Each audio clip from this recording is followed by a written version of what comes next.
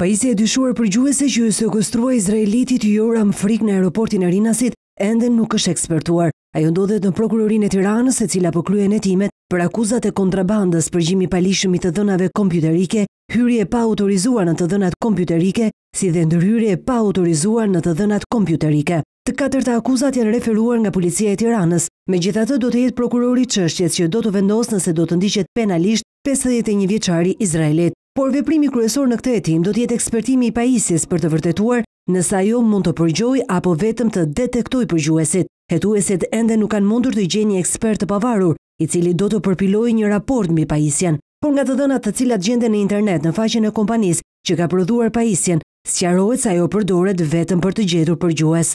Yoram Frik ka dhënë deponimin e tij në polici, ku ka sqaruar se kishte ardhur në Shqipëri me porositë e një biznesmeni për të bonifikuar disa ambiente, makina dhe biznese në Tiranë e Durrës.